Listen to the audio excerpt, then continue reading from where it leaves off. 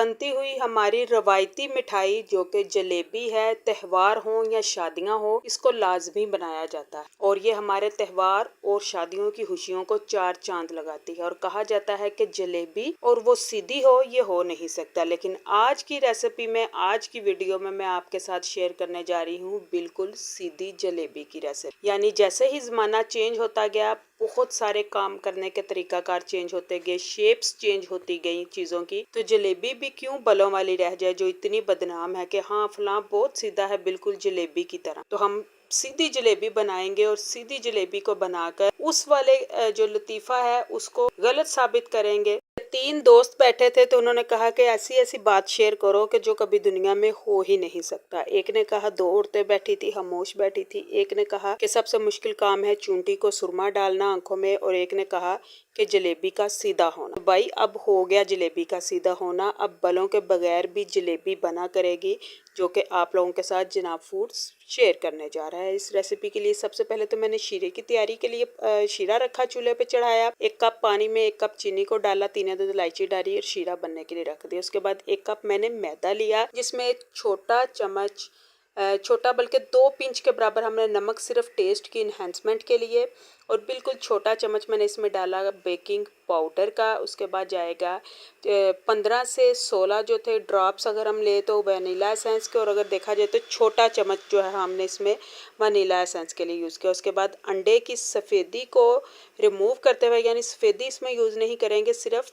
Yellow part को use करते हुए हम इस आटे को थोड़ा थोड़ा सा पानी डालते जाएंगे और बिल्कुल एक बैटर सा बना लेंगे। पानी एकदम से ऐड नहीं करेंगे, पानी तो टोटल 1 कप ही यूज़ होगा, लेकिन साथ साथ ऐड करेंगे ताकि अच्छे से मिक्स होता जाए। अब आप जब बनाने जा रहे हैं जलेबी, तो जलेबी में अगर जलेबी का कलर, फूड कलर जो स्पेशल जलेबी की पहचान है वो नहीं होगा, तो जलेबी की लुक कंप्लीट बिल्कुल भी नहीं होगी। लेकिन वो हम अभी नहीं डालेंगे, बल्कि अभी हमें सिर्फ इस आटे को बड़े अच्छी सी इसको मिक्स करना है ताकि इसमें गुठलियाँ वगैरह बाकी ना रहें और अच्छे से मिक्स हो जाए। पानी डालते जाएंगे और मिक्स करते जाएंगे। रेसिपी के साथ रहिएगा, फुली देखते हुए। पसंद आए तो हौसला अफजाई के लिए चैनल को सब्सक्राइब करते जाइएगा, वीडियो को लाइक करते हुए कमेंट करना मत भूलिएगा।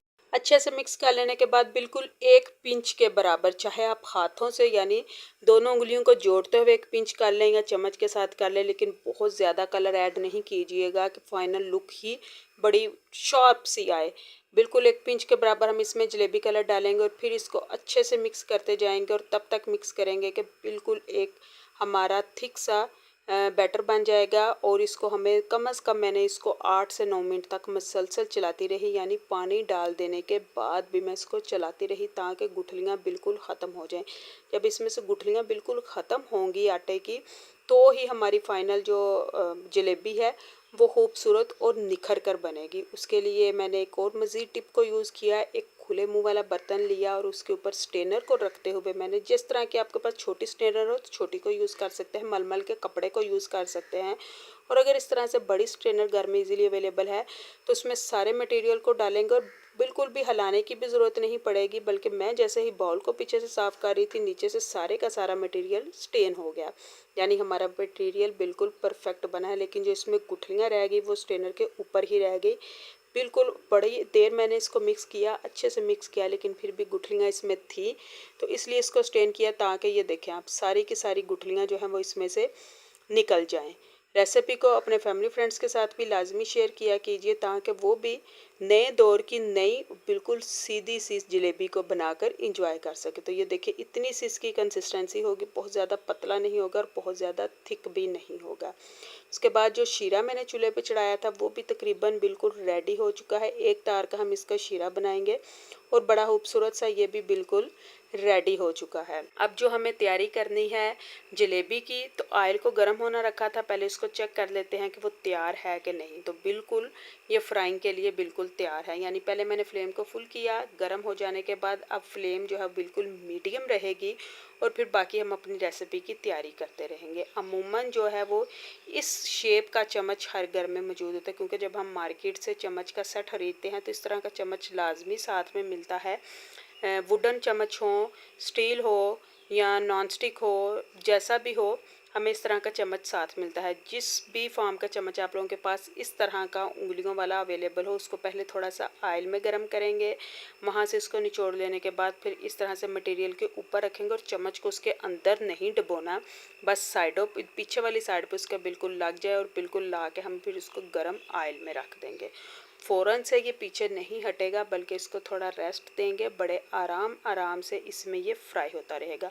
और ये जो इसकी फिंगर्स बनी हुई हैं, फिंगर्स में जो मटेरियल आ रहा है, इसका बेहतरीन एक हल है और टिप है जो मैंने भी यूज़ की थी, कि इसको हम छुरी के साथ अंदर से दोबारा से इसके होल कर देंगे तो ये मटेरियल जो है वो अंदर से हट जाएगा और बिल्कुल सीधी सी हमारी खूबसूरत सी उंगलियों वाली जो है वो जलेबी बनकर तैयार होगी। और अभी मटेरियल फ़ौरन से नहीं पीछे से चम्मच से हटेगा, बल्कि जब इसकी एक साइड बिल्कुल फ्राई हो जाएगी तो हम बिल्कुल हल्की सी छुरी के साथ, हम नाइफ़ के साथ इसको थोड़ी सी साइडों से हम उखेड़ेंगे तो बड़ी जल्दी उखड़ जाएगी और हम आराम से इसको ला के ऑयल में रखते हुए दूसरी साइड को चेंज कर देंगे। इसी तरह से मैंने फिर दूसरी दफ़ा भी किया और बारी बारी मैंने सारे का सारा मटेरियल जो है वो इसी तरह से तैयार किया।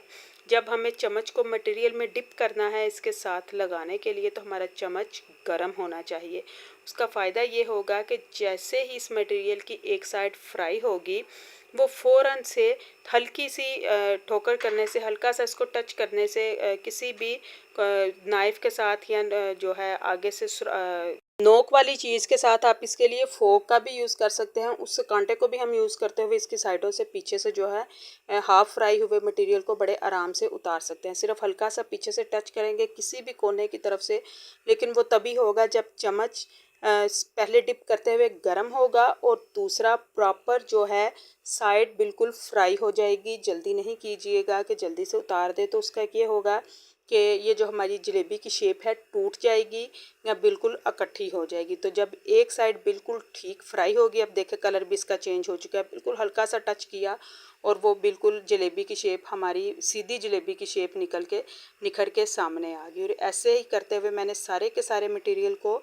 फ्राई कर लिया और मेरे पास इस तरह के 2 चम्मच थे, जो कि मैंने फिर बाद में दोनों चम्मच को यूज़ करते हुए जल्दी से सारे का सारा जो मटेरियल बनाया था उसकी सीधी जलेबियाँ बना ली, इसलिए फिर बहुत ज़्यादा टाइम नहीं लगा। और ये देखें आप, इस तरह से जब अगर इसके होल में उंगलियों में मटेरियल आ जाएगा तो हम थोड़ा सा छुरी के साथ करेंगे तो अंदर से होल बिल्कुल खाली हो जाएगा और फिर यही वाली शेप बिल्कुल हमारी बनकर तैयार होगी। तो सारे के सारे मटेरियल की इसी तरह से जलेबी बना लेने के बाद जो हमारा शीरा तैयार हुआ था, हम इस सारे के सारी जलेबी को इसमें डिप कर देंगे और फैला के डिप करेंगे। और अगर बर्तन छोटा लगे तो दूसरी तरफ कर लीजिए, लेकिन मेरी पहली वाली लेयर जो थी वो बिल्कुल ठीक डिप हुई, दूसरी वाली कम हो रही थी, तो फिर मैंने इनको पलट दिया बर्तन में। फिर नीचे वाली लेयर ऊपर हो गई और ऊपर वाली नीचे हो गई, तो सारे की सारी मेरी जलेबी जो है वो शीरा में डिप हो गई और मज़ेदार सी क्रिस्पी सी हमारी सीधी जलेबी, नए दौर की नई जलेबी बनकर तैयार है। और देखें आप इसकी लुक, फाइनल लुक खूबसूरत सी रवाई जलेबी से किसी कम तरह भी कम नहीं है। उम्मीद है आज की रेसिपी आपको पसंद आई होगी। आपका लाइक करना, चैनल को सब्सक्राइब करना और कमेंट करना बताएगा कि आपको जनाब फूड्स की रेसिपी कैसी लगी है। साथ ही साथ एंड स्क्रीन पे शो होने वाली वीडियोस को भी लाजमी देखा कीजिए। हो सकता है उनमें से कोई वीडियो आपने ना देखी हो और देखने से आपके किचन की खूबसूरत सी रेसिपीज़ की कलेक्शन में एक खूबसूरत सा इजाफा हो जाए।